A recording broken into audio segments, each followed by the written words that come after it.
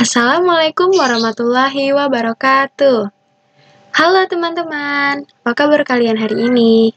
Semoga kalian selalu dalam keadaan sehat-sehat saja ya.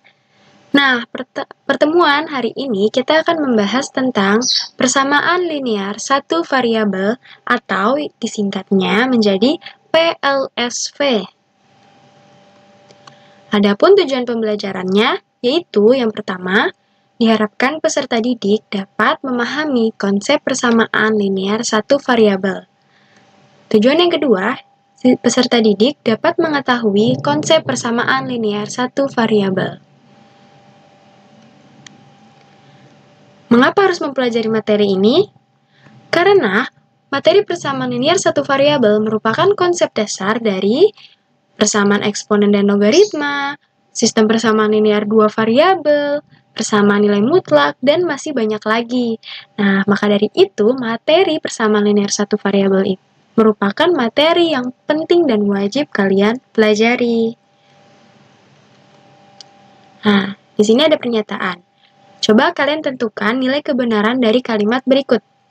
Yang pertama, Jakarta adalah ibu kota Indonesia. Ayo, apakah pernyataan tersebut atau kalimat tersebut benar? Ya, benar. Kalimat kedua, SMPN 2 Jakarta terletak di Jakarta Pusat. Bagaimana? Ya, kalimatnya benar. Kalimat ketiga, 4 lebih besar dari 2. Ya, benar. Kalimat keempat, Tugu Monas terletak di Manado. Apakah kalimat tersebut benar? Ternyata kalimat untuk nomor 4 salah ya. Karena seharusnya Tugu Monas itu terletak di Jakarta. Pernyataan kelima, 4 ditambah 3 sama dengan 8. Bagaimana? Ya, kalimatnya salah. Karena seharusnya 4 ditambah 4 baru bisa menghasilkan angka 8. Sampai di sini bagaimana? Oke, kita lanjutkan ke materi selanjutnya. Ayo kita bermain tebak-tebakan. Kalian lihat nih, di sini ada Velia. Velia membawa tas warna merah. Ayo, kira-kira ada berapa banyak buku di dalam tas merah? Ya, ternyata jawaban yang kalian sampaikan itu berbeda-beda. Mengapa demikian? Karena kalian tidak mengetahui jumlah pastinya di dalam tas tersebut. Karena tas tersebut dalam kondisi tertutup dan yang mengetahui hanya Velia. Maka dari itu, kalian memberikan jawabannya berbeda-beda. Coba tentukan nilai kebenaran dari kalimat berikut. Yang pertama, Budi adalah anak yang rajin. Apakah benar? Ternyata kita tidak bisa menilai ya, apakah kalimat yang pertama benar atau salah. Kalimat kedua, anak itu wajahnya sangat tampan. Nah, seperti yang kalian tahu, tampan ataupun seperti nomor 1, rajin, itu tidak dapat diukur. Karena pandangan tiap individu itu berbeda-beda, maka nilai kebenarannya itu tidak bisa dinilai apakah benar atau salah. Contoh nomor 3, Mikala memiliki badan yang tinggi. Bagaimana? Ya, untuk nomor 3 sama seperti nomor 1 dan 2, yaitu nilai kebenarannya tidak dapat diukur. Nah, kesimpulannya yaitu ternyata kebenaran dari kalimat di atas atau 3 kalimat tersebut tidak diketahui. Karena seperti yang sudah dikatakan, rajin, tampan, tinggi, yaitu tiap individu memiliki pandangan yang berbeda-beda. Oke, kita lanjut. Jadi, jika kalimat tersebut tidak dapat dinyatakan benar atau salah, seperti yang contoh sebelumnya, maka kalimat tersebut disebut kalimat terbuka. Jadi nih kalau kalian menemukan kalimat yang tidak bisa ditentukan apakah kalimat tersebut benar atau salah. Nah, maka kalimat tersebut dikatakan kalimat terbuka. Lanjut. Nah, coba kita cari lebih jauh lagi tentang kalimat terbuka. Sini ada contoh yang pertama. Jakarta Pusat terletak di Provinsi X. Apakah kalimat 1 merupakan kalimat terbuka? Nah, di sini tergantung dari X-nya. X di sini itu disubstitusi dengan apa?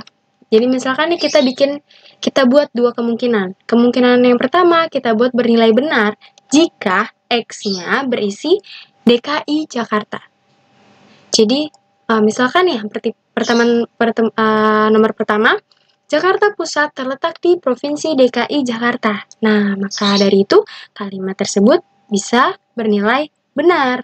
Nah, jika X-nya sama dengan Kalimantan Barat, maka pernyataan nomor 1 akan bernilai salah.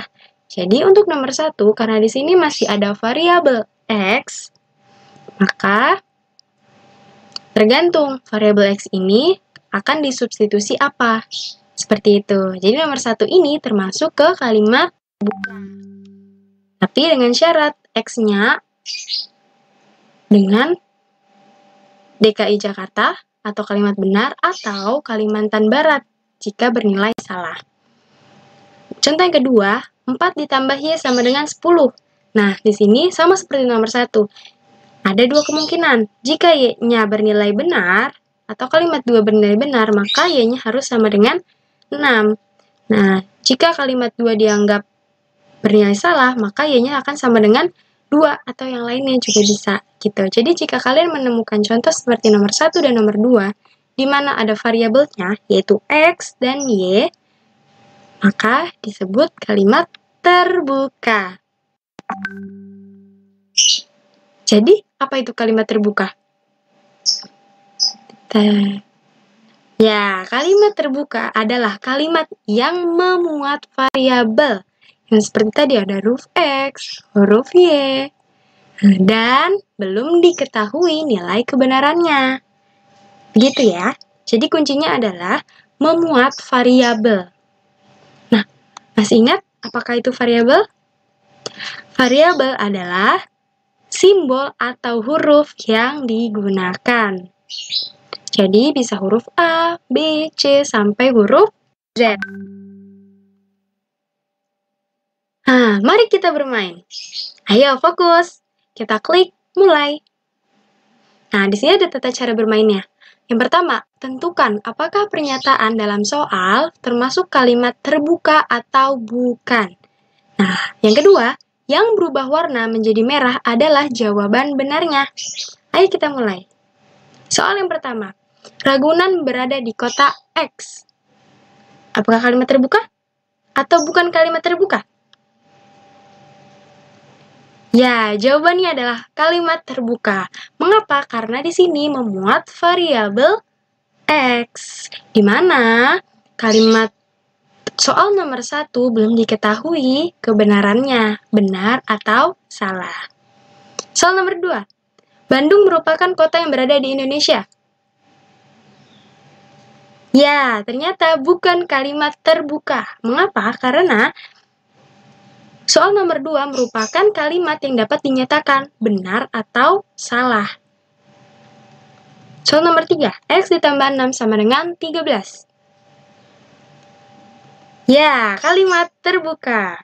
Mengapa? Karena X ditambah 6 sama dengan 13 belum diketahui nilai kebenarannya. Dan di sini memuat variabel, yaitu variabelnya X.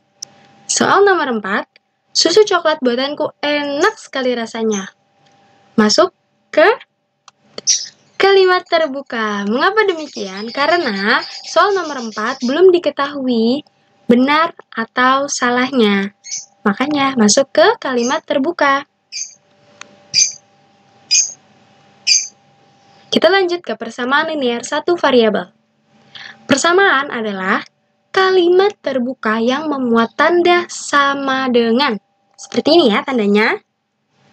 Nah, maka dapat disimpulkan persamaan linear satu variabel adalah kalimat terbuka yang memuat tanda sama dengan dan hanya memiliki satu variabel dengan pangkat tertinggi dari variabelnya adalah 1. Nah, kalian lihat nih, yang diwarnai ini adalah kata kuncinya. Lihat, apakah kalimat terbuka? Harus ada tanda sama dengan. hanya memiliki satu variabel atau satu huruf, dan pangkat dari variabelnya hanya satu.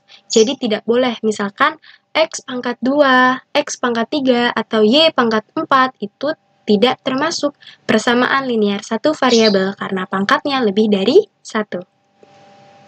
Mari kita bermain ke permainan kedua. Kita mulai. Nah, untuk tata cara bermainnya, tentukan apakah pernyataan dalam soal termasuk PLSV atau tadi persamaan linear satu variabel. Yang kedua, yang berubah warna menjadi merah adalah jawaban benarnya. Kita mulai. Soal nomor 1. X ditambah Y ditambah 2 sama dengan 10. Bukan SPLV. Mengapa? Karena di sini variabelnya memuat dua, yaitu variabel X dan variabel Y. Jadi ada dua variabel.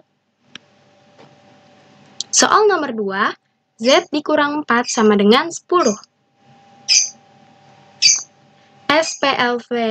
Mengapa demikian? Karena di sini hanya memuat satu variabel, yaitu variabel Z, dan pangkat dari variabelnya 1.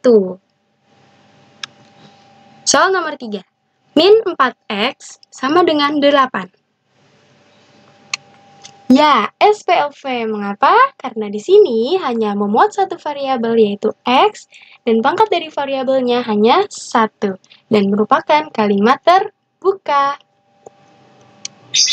X pangkat 2 dikurang 5 sama dengan 10.